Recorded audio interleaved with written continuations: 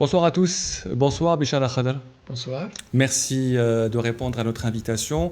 Alors, vous êtes palestinien et belge, ou belgo-palestinien. Vous avez 81 ans, Bichara Khadr. Vous êtes né en 1944 dans un village palestinien à majorité chrétienne situé près de Jénine. Vous arrivez en Belgique en 1965 pour poursuivre vos études à l'Université catholique de Louvain. Après une licence en sciences politiques, économiques et sociales, vous rejoignez le Johns Hopkins University. Vous êtes, et ça c'est important, le fondateur du Centre d'études et de recherche sur le monde arabe contemporain, professeur émérite depuis 2010. Et vous sortez un livre très important sur la Palestine qui s'appelle Cimetière du droit international. La rédaction de ce livre, Bichara Khadr, a commencé avant ou après le début de la nouvelle tragédie palestinienne depuis octobre 2023? Elle a commencé après la tragédie du 8 octobre 2023. J'ai mis plusieurs mois à le faire. Je l'ai rédigé d'abord en anglais. Voilà. J'ai fait moi-même la traduction en français, en italien et en espagnol. Donc le livre paraît simultanément dans les 4 langues. C'est une manière pour moi de défendre la cause de mon peuple, comme je l'ai fait au cours de toute ma carrière académique depuis 50 ans. Est-ce que vous vous sentez un peu plus concerné par la défense de la cause palestinienne, Bichara Khadr, surtout depuis ce nouveau génocide contre le peuple palestinien? Je suis concerné par la cause de mon peuple depuis très longtemps. Depuis que, au moins la guerre des 6 jours, 1967, lorsque l'armée israélienne a occupé mon village, a occupé la Cisjordanie, le Sinaï et le plateau du Golan. À partir de ce moment-là, alors que je n'étais pas très politisé, je suis devenu un militant palestinien. Avant, j'étais palestinien. La guerre des 6 jours a fait de moi un militant palestinien, mais un militant intellectuel. Donc, depuis lors, j'ai écrit une trentaine d'ouvrages, dont au moins 15 ouvrages qui traitent de la question palestinienne. Un ouvrage majeur, c'était l'histoire de la Palestine en 3 volumes que j'ai publié à Tunis en 1976, et puis un ouvrage de 700 pages sur l'Europe et la Palestine des croisades à nos jours, en 1999, traduit dans différentes langues. Donc je continue à travailler pour la cause de mon peuple, mais il est clair que ce qui s'est passé à Gaza a été un éperon supplémentaire me poussant à poursuivre mes recherches et à écrire pour alerter l'opinion publique sur la tragédie que traverse mon peuple palestinien. Bichara Khadr, ces dernières semaines, nous avons vu plusieurs pays, notamment européens, reconnaître l'État de Palestine, notamment le pays dont vous vivez, la Belgique, il l'a reconnu l'année dernière, mais après l'Espagne, la Norvège et la Slovénie. Est-ce que vous considérez que c'est un pas important que de nouveaux pays européens reconnaissent aujourd'hui l'État de Palestine? Depuis que Yasser Arafat a proclamé à Alger, en 1988, l'indépendance de Palestine, l'État de Palestine, plusieurs pays ont reconnu immédiatement l'État de Palestine, les pays d'abord du Sud, les pays arabes, les pays musulmans, les pays qui étaient à l'époque sous l'Empire soviétique, sous la coupe de l'Empire soviétique. L'Europe de l'Est principalement. Mais la plupart des pays européens de l'Ouest ne reconnaissaient pas l'État de Palestine. Après le drame palestinien qui s'est déroulé sous nos yeux à Gaza, le génocide perpétré par l'armée israélienne à Gaza, beaucoup de pays ont vu leur population se rebeller contre l'ennemi de la politique officielle. Et donc, vous aviez des millions d'Européens qui sont sortis dans les rues criant « Free Palestine », Palestine libre. Les États se sont trouvés acculés à devoir reconnaître l'État de Palestine, et les États pionniers ont été la Suède, la Norvège, l'Irlande, l'Espagne, la Slovénie, qui ont reconnu d'abord l'État de Palestine en mai et juin 2024, et puis d'autres États ont suivi, notamment 11 États qui ont reconnu l'État de Palestine au cours du mois de septembre lors de l'Assemblée générale des Nations Unies. De telle sorte qu'aujourd'hui, il y a 100 59 pays qui reconnaissent l'État de Palestine. Ça représente 82% des pays membres de l'Assemblée générale des Nations unies. Mais il y a des pays qui résistent, notamment les États-Unis, bien sûr, notamment l'Allemagne, qui aujourd'hui traîne, hésite, alors qu'il y a une pression considérable de la population allemande pour que l'Allemagne reconnaisse l'État de Palestine. Mais vu le passé tragique de l'Allemagne, eh bien l'Allemagne hésite encore et j'espère qu'elle va suivre les autres pays européens. Et qu'en est-il de votre pays aussi, la Belgique? Beaucoup disent que la Belgique fait partie des États européens qui ont sauvé l'honneur de l'Europe, avec notamment l'Espagne, la Norvège, la Slovénie, l'Irlande, en reconnaissant l'État de Palestine. Mais vous, étant belge aussi, vous considérez que la Belgique a traîné des pieds avant de reconnaître l'État de Palestine? La Belgique l'a fait seulement au mois de septembre. Et la question de la reconnaissance de la Palestine faisait débat au sein d'un gouvernement de coalition, où les partis progressistes de gauche demandaient à corps et à cri la reconnaissance de l'État de Palestine, mais les partis de droite et d'extrême droite freinaient des quatre fers. Et donc, il a fallu trouver un compromis. La Belgique a reconnu l'État de Palestine, mais il a conditionné cette reconnaissance par la libération des otages, c'est fait, et par le désarmement de Hamas. Mais cette reconnaissance ne devait pas être conditionnelle. Le droit à l'autodétermination du peuple palestinien a été déjà reconnu par l'Union européenne, d'abord la Communauté économique européenne dans les années 70 et 80, et par l'Union européenne dans de multiples déclarations. L'Union européenne a reconnu le droit du peuple palestinien à l'autodétermination. Et donc la Belgique n'était pas pionnière, elle a été plutôt retardataire, ce qui évidemment suscitait à la fois ma colère et mon inquiétude face à un pays qui est le mien, un pays d'adoption, qui évidemment était davantage sensible à la pression des lobbies sionistes à l'intérieur de ce pays.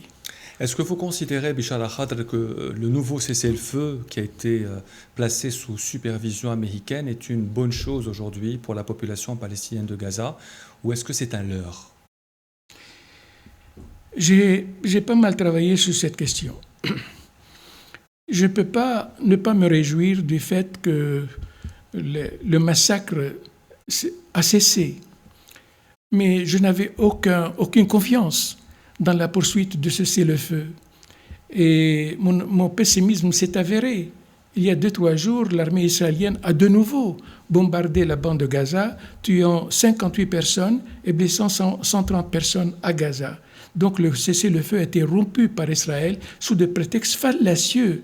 Et un de ces prétextes que le Hamas n'a pas rendu les cadavres des otages morts qui ont été morts, enterrés sous les bombardements israéliens. C'est Israël qui a bombardé des bâtiments, des tunnels, et qui ont tué leurs propres otages. Mais pour déterrer, pour les découvrir, il faut des équipements très lourds.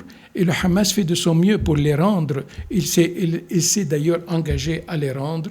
Donc, cette rupture du cessez-le-feu a suscité la colère, y compris des Américains, qui aujourd'hui ont envoyé des émissaires, Witkoff et autres, et Vance, le vice-président, pour faire pression sur Benjamin Netanyahou et lui demander de sauver ce cessez-le-feu qui est mis au crédit du président américain, le président Trump. Comment vous avez réagi en regardant ces images de joie dans la bande de Gaza à l'annonce du cessez-le-feu après 2 ans de bombardements presque continuels et quotidiens? Écoutez, c'est la chose la plus normale. Les Palestiniens ont souffert le martyre. Leurs maisons détruites, les enfants tués, déchiquetés, mutilés. Et les personnes, les Gazaouis, déplacés à plusieurs reprises du nord vers le sud, du sud vers le nord. Et chaque fois qu'ils sont déplacés aux vivants sous des tentes, ils sont également bombardés. Donc, lorsque les bombardements ont cessé, je peux comprendre, non pas la liesse, mais un certain soulagement. Mais ce soulagement, j'espère qu'il va durer.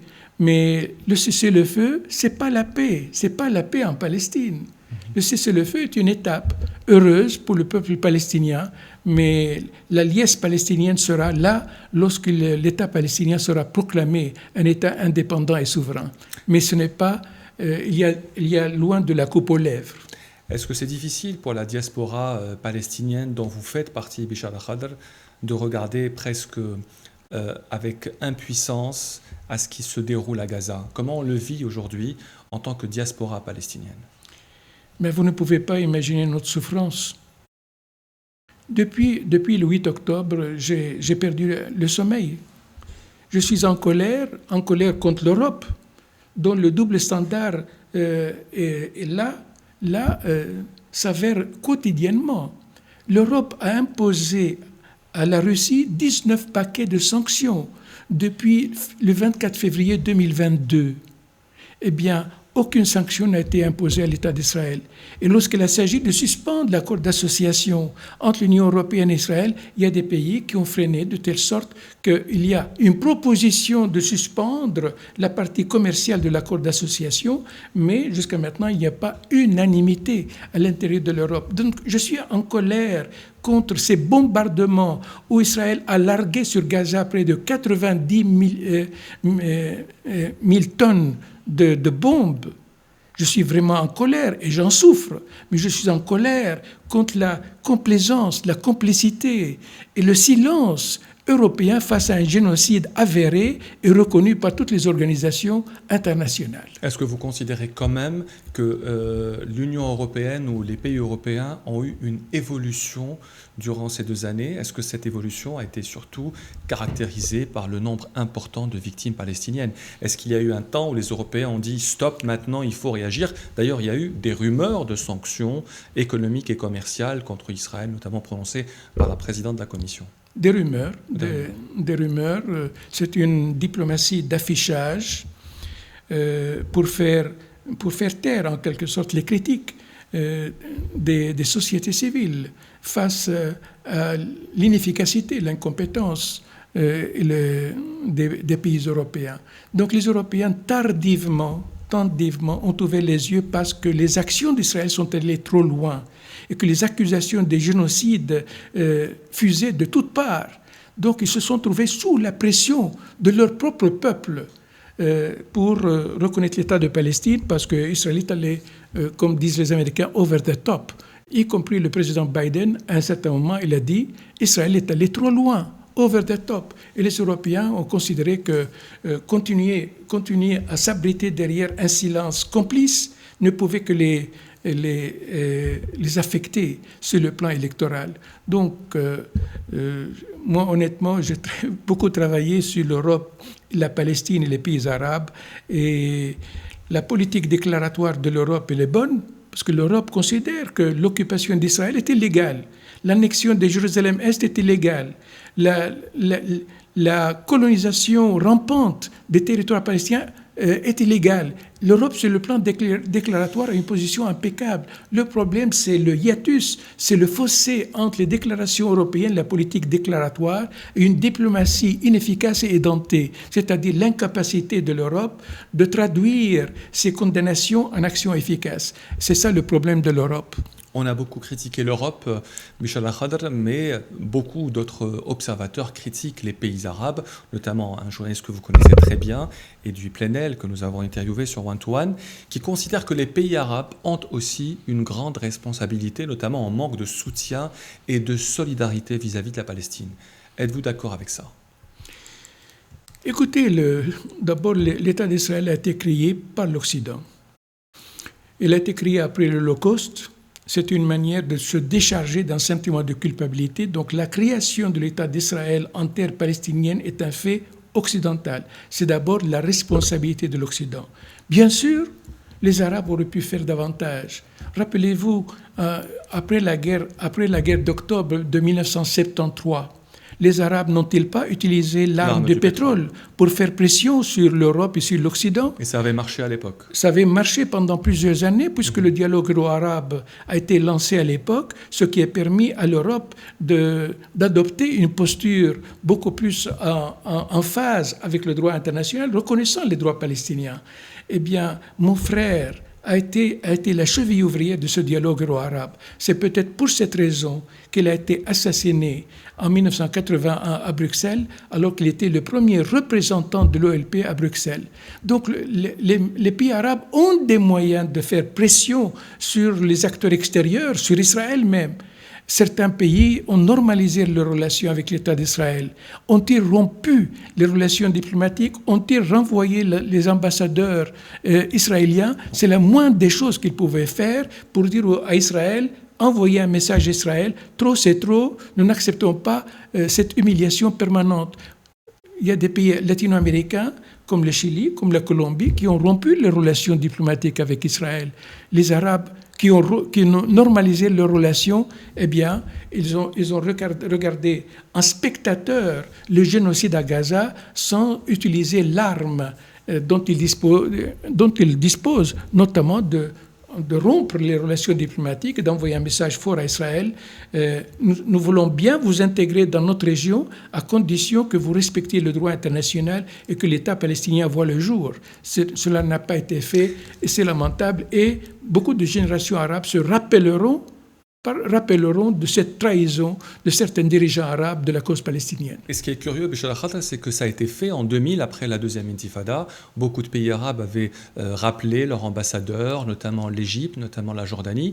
Mais pourquoi ne pas le faire dans le contexte actuel où la situation est beaucoup plus grave et beaucoup plus dangereuse? Évidemment, parce que beaucoup de pays arabes, malheureusement, se soumettent au diktat américain.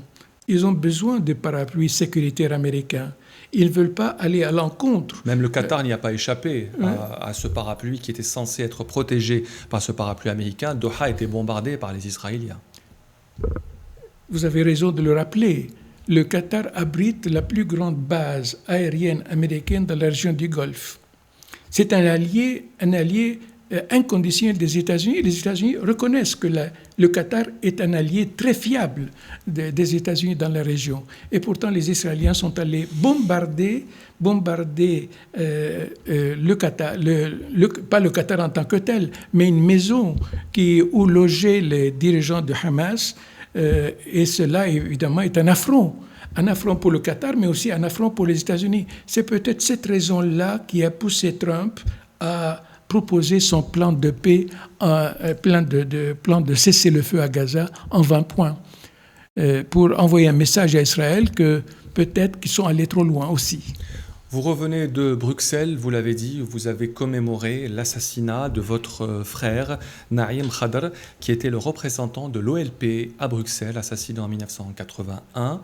Y a-t-il eu enquête? Est-ce qu'on a retrouvé les assassins de votre frère, Bichara Khater? Écoutez, ça c'est une question qui me chagrine beaucoup. Parce que non seulement mon frère a été assassiné à Bruxelles, mais tous les représentants de l'OLP en Europe, l'un après l'autre, ont été assassinés. Nos représentants à Paris, Mahmoud Hamshari, Azzeddine Kalak, notre représentant à Rome, Wael Zaitar, un grand poète palestinien, et d'autres représentants à Londres, en Allemagne et ailleurs. Et les services secrets européens n'ont pas fait leur travail pour identifier les auteurs ou les commanditaires de ces assassinats. Il est clair que le Mossad a voulu liquider toutes les voix palestiniennes qui apportaient l'information aux peuples européens et qui cassaient ces préjugés multiples qui se propageaient dans les pays européens concernant la Palestine, concernant Israël. On va parler de votre livre maintenant, Palestine, le cimetière du droit international. D'abord, Bichara Khader, pourquoi avoir choisi 1897 comme point de départ de votre analyse de la tragédie palestinienne? Je voulais casser plusieurs mythes. Le premier mythe auquel il faut faire très attention, c'est de dire ce qui se passe à Gaza, c'est l'affaire de Benjamin Netanyahou, c'est l'affaire des ministres racistes et extrémistes qui sont dans son gouvernement. Non, la question de la purification ethnique en Palestine était déjà dans le programme sioniste lors du premier congrès sioniste en 1997. Vous savez que les Juifs européens se sont réunis à Bâle, en Suisse, en 1997, et là ils ont adopté un programme de la création d'un État juif en Palestine. un État juif en Palestine. Or, à l'époque, 95% de la population de Palestine, ce sont des Arabes chrétiens et musulmans. Et donc, lorsque les sionistes se proposent de créer dans un État habité un État juif exclusivement juif, là, la purification ethnique est déjà contenue, est déjà dans l'essence même du projet sioniste. Et les dirigeants sionistes le disent ouvertement. Je prends mon livre et si vous mettez Weizmann, dirigeant sioniste, qualifie l'expulsion des Palestiniens de nettoyage miraculeux de la terre. Moshe Sharet, futur Premier ministre d'Israël, écrivait déjà en 1914 « Nous ne sommes pas venus dans une terre vide pour en hériter, mais nous sommes venus pour conquérir le pays d'un peuple qui l'habite. » Et ainsi, je peux multiplier les citations. Donc, mon premier livre, les premiers chapitres de mon livre, c'est de dire que la notion de purification ethnique, c'est-à-dire de déplacement de la population palestinienne, est essentielle et concomitante à l'idéologie, à l'essence même de l'idéologie sioniste. Mais cela n'aurait pu se faire, Bishar al-Khadr, sans l'appui important et massif des puissances coloniales européennes à l'époque. C'est pour ça que la déclaration Balfour de 1917, à laquelle je consacre également un chapitre, c'est la Grande-Bretagne qui, en 1917, par la voix de Balfour, envoie une lettre à un dirigeant sioniste et lui dit le gouvernement de Sa Majesté regarde avec faveur la création en Palestine d'un foyer national juif. Donc, une grande puissance qui n'a aucun droit sur la Palestine promet à des Juifs européens de le créer en Palestine, terre habitée par des Palestiniens, de le créer un foyer national. Donc l'Angleterre, le soutien de l'Angleterre a été décisif dans la mise en œuvre du projet sioniste en Palestine entre 1922 et 1948. Mais comment vous expliquez aussi l'ambiguïté de la position britannique qui au début avait lancé le plan Balfour, puis après a un peu fait marche arrière, notamment en boycottant Israël, en boycottant l'envoi d'armes pour Israël, ce qui a poussé le jeune État à produire sa propre armée. Est-ce que les Anglais, après la création d'Israël, ont eu des regrets, Bishar al-Khadr?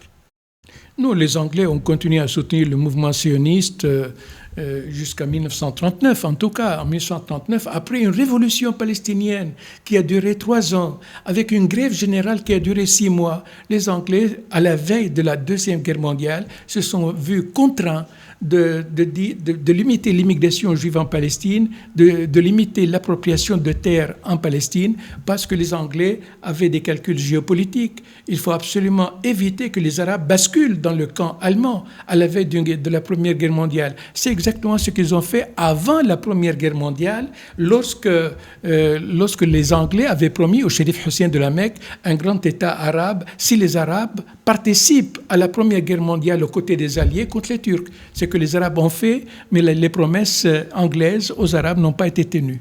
Après, il y a eu le point de bascule, évidemment, de 1947, où tout a commencé, aux Nations Unies, le plan de partage qui n'a jamais été accepté par les pays arabes. Pour vous, c'est aussi une source du conflit historique. Essentiel. Vous savez, les Européens doivent revoir leur histoire. Les camps de concentration que j'ai visités, l'Holocauste, a été une tragédie innommable, mais qui s'est déroulée au cœur même de la modernité occidentale. Eh bien, les Occidentaux, les Européens en particulier, vont en quelque sorte se décharger d'un sentiment de culpabilité en octroyant à Israël, lors de la résolution de novembre 1947, on leur octroie 56% de notre territoire, alors qu'ils n'en possédaient que 5,6% de territoire. Conclusion, puisque les Juifs voulaient un État juif exclusivement juif, tous les Arabes qui vivaient dans cette partie ont été chassés de leurs maisons et de leurs villes, de telle sorte que 500 villages arabes palestiniens ont été détruits par l'armée israélienne, par l'armée embryonnaire d'Israël, et que les Palestiniens ont connu la première Nakba, avec 700 000 Palestiniens qui ont été poussés à l'exil, qui sont devenus des réfugiés au Liban, en Syrie, en Jordanie, en Cisjordanie et à Gaza. Donc, pour nous, c'est un moment crucial dans le développement de la question palestinienne. L'Europe, en quelque sorte, a exporté la question juive sur le dos des Arabes. et sur le dos des Palestiniens. Donc nous avons payé les pots cassés d'une tragédie qui n'est pas la nôtre, mais dont la responsabilité revient à l'Allemagne, revient à tous les États européens. Après, évidemment, la date du 14 mai 1948, on parlait tout à l'heure de l'Algérie qui a été le premier pays à reconnaître l'État de Palestine. Là, ce sont les États-Unis qui, la légende dit, 4 minutes après la proclamation, le 14 mai 1948, reconnaît donc la création d'Israël par notamment David Ben Gurion.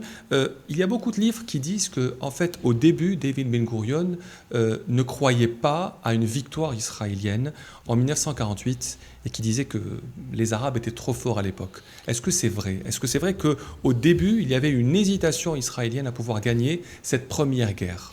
Écoutez, ça fait partie des mythes que utilisent les Israéliens, le mythe de petit David face au Goliath arabe.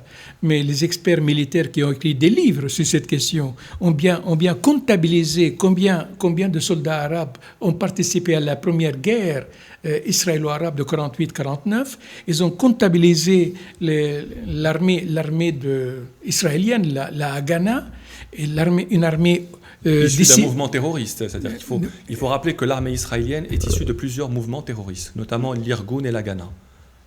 Et leurs dirigeants, notamment Begin et Shamir, étaient considérés comme des terroristes par les Anglais.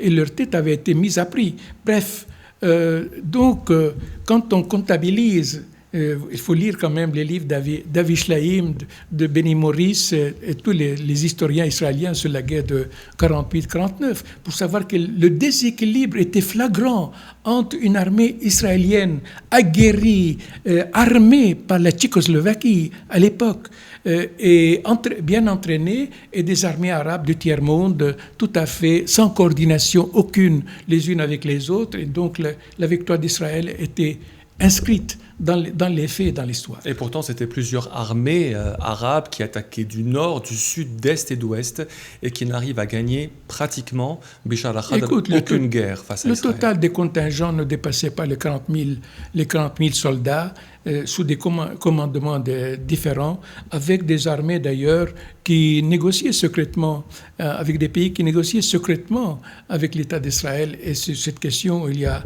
pas mal de livres qui ont été écrits là-dessus par l'historien israélien qui s'appelle Avi Shlaim. Donc la victoire d'Israël était assurée. De toute manière, et ces cartes sur mon livre se le disent bien, voilà la carte de 1947. En blanc, ce qu'est l'État d'Israël. Un an après, les 56% qui étaient dévolus à l'État d'Israël deviennent 78% du territoire en 1949. C'est-à-dire Israël fait des guerres, les gagne, dilate ses frontières de telle sorte qu'aujourd'hui, voilà ce qui reste de la Palestine. Alors, aujourd'hui, les Israéliens disent qu'il faut que les Arabes reconnaissent l'État d'Israël. Mais les Arabes rétorquent, mais quelles sont les frontières d'Israël qu'on doit reconnaître? C'est un État sans frontières. Parce que les Israéliens disent, nos frontières s'arrêtent là où s'arrête notre armée. Donc ce sont des frontières mobiles, ce n'est pas des frontières fixes. C'est pour ça que la reconnaissance par les États européens, par les autres États de l'État de Palestine, n'est pas un geste symbolique. Il est plein de valeurs. Parce que reconnaître l'État de Palestine, c'est reconnaître l'État de Palestine dans les frontières de 67, qui sont les frontières reconnues par les Nations Unies. Ce qui veut dire que Jérusalem-Est est palestinienne. Ce qui veut dire que la Cisjordanie est palestinienne. Ce qui veut dire que le plateau du Golan est syrien. Or, le plateau du Golan était annexé illégalement par l'État d'Israël. Et la colonisation rampante de Cisjordanie et par le passé de Gaza était contrevenue au droit international. C'est pour ça que le sous-titre de mon livre, c'est la Palestine, le cimetière du droit international. Jamais un État a autant violé le droit international comme l'État d'Israël, et cela depuis sa naissance. Et tous les experts juridiques le disent, le clament. Et pourtant, cet État a bénéficié, depuis sa création, de soutien diplomatique des États occidentaux, de soutien militaire, notamment le développement de l'arme nucléaire grâce au soutien français. Oui. Et là, ils ont bénéficié des financements allemands. Les Allemands ont payé des réparations à l'État d'Israël. Israël a bénéficié d'une image positive. Et pour beaucoup d'Européens, Israël était un membre de la famille occidentale. Bien, ce membre de la famille occidentale est aujourd'hui en train de commettre un génocide à Gaza. Il est en train de commettre une violation systématique de droit international en Cisjordanie. Bishar al-Khadr, en quoi la guerre d'octobre 73 est-elle différente des autres guerres israélo-arabes? Mais écoutez, là, l'armée égyptienne, l'armée syrienne, les deux pays ont décidé de récupérer leur territoire occupé. Sans penser vraiment au sort des Palestiniens, qui Ce n'était pas une priorité. n'était pas une priorité. Donc l'Égypte a récupéré le Sinaï, mais à travers un processus diplomatique auquel a présidé le secrétaire d'État Kissinger, comme vous le savez, ce qui a amené le président Sadat à se rendre à la Knesset avec son fameux discours, a signé les accords de Camp David. Mais les accords de Camp David avaient deux volets. Un, le retrait israélien du Sinaï. Ça a été fait. Deux, une large autonomie pour le peuple palestinien, cela n'a jamais été fait. Donc les Égyptiens ont été floués et les Israéliens ont dupé finalement tous les pays arabes.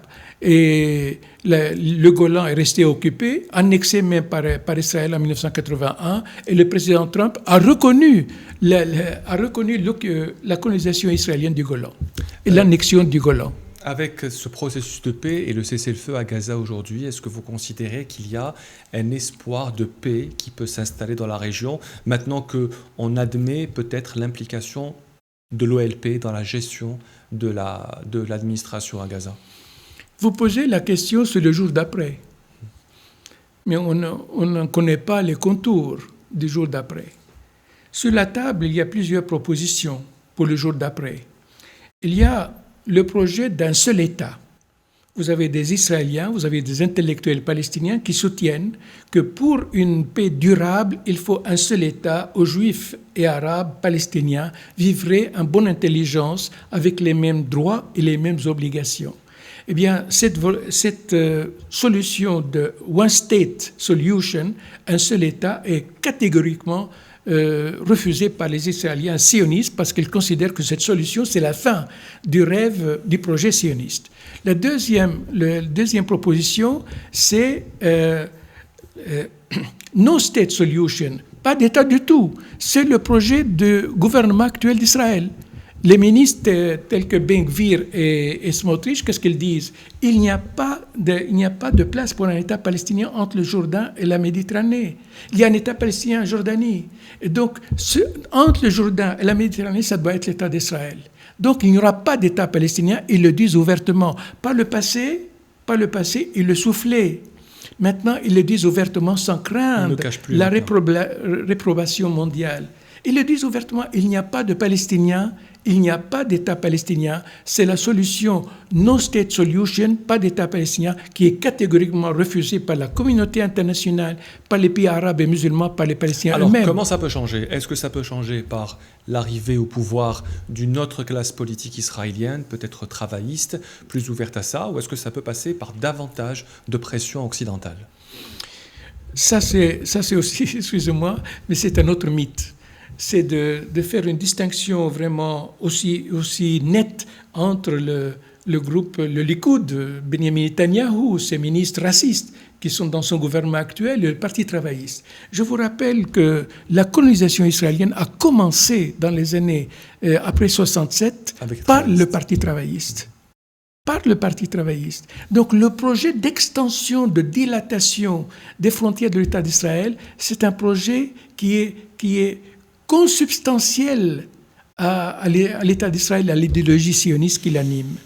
Donc, je ne crois pas que l'arrivée au pouvoir d'un État travailliste va nécessairement conduire à la création d'un État palestinien.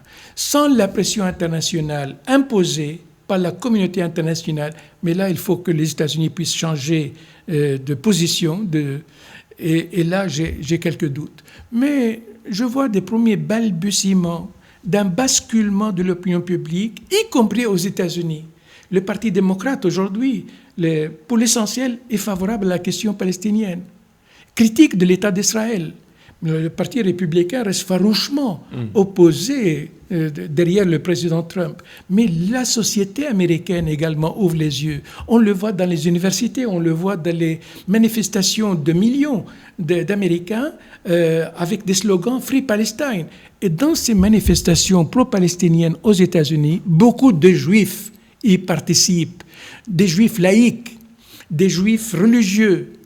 Et on a vu pas mal d'images de Juifs avec des pancartes, not in my name, pas dans mon nom, et criant Free Palestine, parce qu'ils considèrent que ce que Israël fait aujourd'hui nuit non seulement à l'État d'Israël et à sa sécurité à long terme, mais ça nuit à l'image des États-Unis, ça nuit à l'intégration des Américains juifs et des Juifs européens dans différents pays. Est-ce que vous faites confiance à l'OLP aujourd'hui, l'OLP telle qu'elle est, avec Abou Mazen, etc., pour diriger une future administration politique à Gaza? Écoutez, je dis dans ce livre ou ailleurs, je dis, nous avons la cause la plus noble, la plus juste. Quoi de plus juste de demander la liberté? Les Algériens sont bien placés pour le savoir.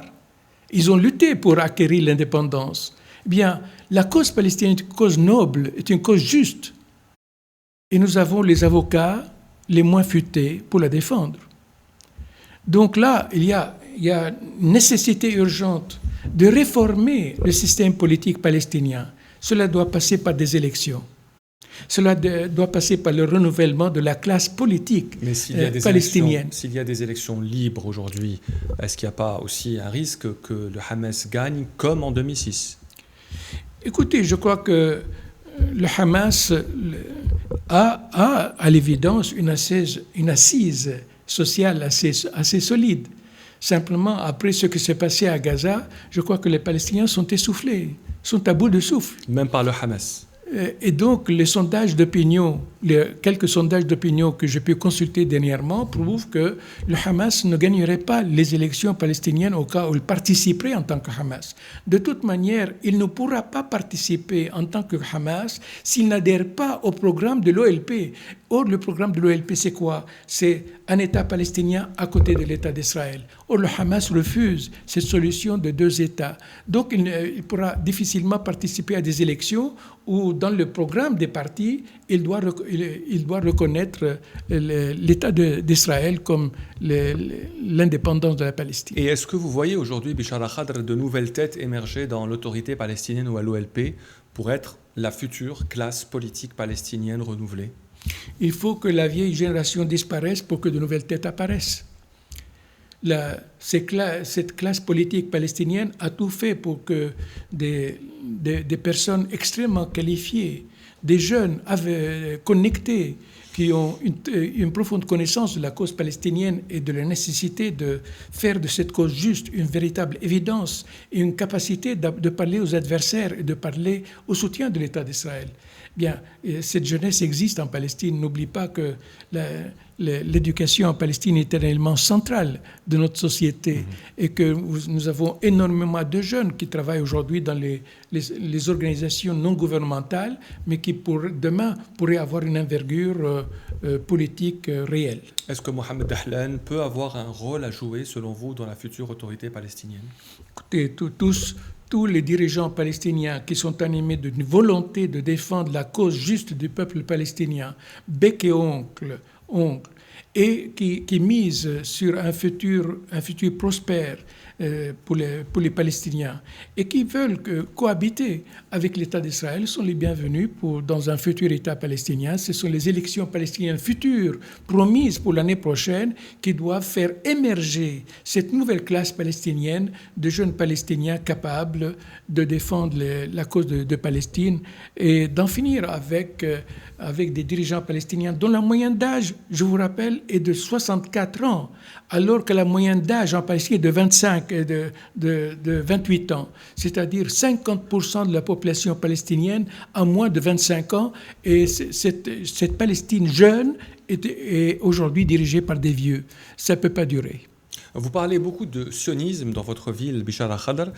Aujourd'hui, beaucoup de pays d'Europe occidentale classent dans leurs règles, dans leurs lois, le sionisme comme une nouvelle forme d'antisémitisme. Comment vous réagissez à cette nouvelle, disons, réglementation européenne? Petite correction, il classe l'antisionisme comme étant une forme d'antisémitisme. C'est dramatique. C'est dramatique, c'est une police de la pensée. C'est une manière de faire taire toutes les voix qui critiquent les dérives militaristes, extrémistes du sionisme actuel, du sionisme en cours. Donc aujourd'hui, on peut critiquer l'État d'Israël sans verser dans aucun antisémitisme. Toutes les voix palestiniennes ou autres, comme Eddie Plenel, a été accusé d'être antisémite, simplement parce qu'il a une position farouchement opposée au sionisme actuel, c'est-à-dire à la dérive droitière, extrême droitière de l'État d'Israël. Eh bien, il est classé parmi les antisémites. Le pape lui-même, le pape François qui est décédé, a été accusé d'être antisémite. Antonio Guterres, le secrétaire général des Nations Unies, a été accusé d'antisémite. Savez-vous pourquoi? Parce qu'il a dit que l'attaque de Hamas n'est pas tombée du néant du ciel. Madame Albanese, surtout aussi. Madame Albanese est accusée d'antisémitisme. Donc, dès lors qu'on critique la politique d'Israël, on est classé comme antisémite. Eh bien, cette accusation ne fonctionne plus. Au contraire, elle suscite dans les pays occidentaux une sorte de rébellion. Rébellion parce qu'ils considèrent que, est-il interdit, comme l'a écrit Pascal Boniface, est-il interdit de critiquer l'État d'Israël? Au nom de quoi on n'est pas capable, on n'est pas autorisé à critiquer la politique de l'État d'Israël. Et Pascal Boniface, qui était notre invité sur One to One, est aussi boycotté aujourd'hui par la majeure partie des médias français à cause de ces critiques d'Israël. Écoutez, moi j'étais dans les médias belges toutes les semaines, télévision, radio, en tant que directeur du centre d'études et de recherche sur le monde arabe, que j'ai créé moi-même à l'Université catholique de Louvain, et on disait constamment expert, analyste du monde arabe et de la Palestine. Eh bien, depuis le 8 octobre, quelques médias m'ont invité, les autres m'ont boycotté parce qu'ils ne voulaient pas entendre la voix d'un Palestinien. Et donc, ils ne voulaient pas entendre la voix de quelqu'un qui critique la politique de l'État d'Israël. Et donc, Pascal Boniface, Plenel et d'autres ont été boycottés de la même manière. Avez-vous vu souvent Elias Sambar dans les médias français? Avez-vous vu souvent Rachid Khalidi dans les médias américains? Ou bien, tous les Palestiniens dont les voix sont remarquablement audibles dans leurs sociétés respectives. Un dernier mot sur votre rapport avec l'Algérie, un pays que vous connaissez bien, dans lequel vous avez même vécu, Bichar al-Khadr, parce que vous avez déjà enseigné à Annaba. Vous êtes en train de me remémorer de beaux souvenirs. J'étais encore jeune professeur à l'Université catholique de Louvain, nous sommes dans les années 70, et l'Algérie faisait appel à de nombreux professeurs de mon université en sociologie, en économie, même en ingénierie, pour enseigner dans les universités algériennes. Et il m'est échu d'enseigner à l'université d'Annaba à 2-3 reprises, mais ça, il y a de cela plus de 50 ans. Je suis venu depuis à Alger plusieurs fois pour participer à des conférences, des colloques, mais bon, vous savez, on était enfermés dans un hôtel, l'Horacie en particulier. On sortait difficilement à l'extérieur, on voyageait moins. Donc, je ne peux pas dire que je connais l'Algérie, mais j'ai une affection particulière pour l'Algérie. Parce qu'en tant que Palestinien, je ne peux pas oublier tout ce que l'Algérie a fait pour la Palestine. Le sentiment populaire en Algérie, et d'ailleurs la politique officielle de l'Algérie, est une politique qui fait honneur aux Arabes. L'Algérie est-elle aujourd'hui un des derniers bastions du soutien palestinien? Non, il faut pas... Un des derniers. Non, ça c'est vraiment oublier que le sentiment populaire arabe, il est derrière le peuple palestinien. On ne peut pas dire que le peuple marocain n'est pas derrière. Du point de vue étatique. Du point de vue étatique, il est clair que la position algérienne est une position pionnière, est une position remarquable que les Palestiniens apprécient. Ce n'est pas par hasard que Yasser Arafat est venu à Alger en 1988 pour proclamer devant le Conseil national palestinien l'État de Palestine. Donc l'Algérie depuis longtemps... Mais bon, l'Algérie, vous connaissez mieux que moi l'histoire de l'Algérie, la souffrance de l'Algérie, ce que la guerre de libération a fait en Algérie. Donc les Algériens ont été les pionniers de la défense du droit de l'autodétermination des peuples colonisés. C'est pour ça que l'Algérie, pendant des décennies, a une image remarquable dans tous les pays africains. C'est pour ça que là, j'ai visité Béjaïa et j'ai vu la statue de Patrice Lumumba Annaba. Donc l'Algérie a été à l'avant-garde de la défense des droits des peuples colonisés. Et est-ce que la Et normalisation... a fortiori le peuple palestinien. Et est-ce que la normalisation de certains pays arabes avec Israël vous choque honnêtement, ou est-ce que vous dites que ça peut être parfois une méthode de négociation pour obtenir des droits? Écoutez, en tant que personne, en tant qu'intellectuel, bien sûr, ça me choque. On ne normalise pas des relations avec un État qui colonise, parce qu'on lui octroie une légitimité. Mais par contre, il n'est pas interdit d'avoir des rapports avec Israël pour faire comprendre à l'État d'Israël, on veut bien avoir de bonnes relations avec vous, à condition que vous d'abord, vous arrêtez de coloniser, d'humilier le peuple palestinien. C'est tous les jours que les colons descendent dans les villages palestiniens, protégés par l'armée israélienne. Ils sévissent contre la population, détruisent, arrachent les oliviers et maltraitent le peuple palestinien. Et cela, au vu et au su de tout le monde. Pourquoi les pays qui ont normalisé leurs relations avec l'État d'Israël ne frappent pas du poing sur la table en disant stop, vous nous avez trahis. On a normalisé nos relations avec vous à condition que vous puissiez avoir une politique beaucoup plus sage, beaucoup plus ouverte, beaucoup plus avenante à l'égard du peuple palestinien. Eh bien, vous ne l'avez pas fait. Donc, la normalisation, oui, me choque dans l'état actuel des choses. Bichara Khadr, merci d'avoir été l'invité de One to One et nous espérons vous retrouver très bientôt en Algérie pour une conférence ou pour une visite. Merci. Avec plaisir. Merci à vous tous et à la semaine prochaine.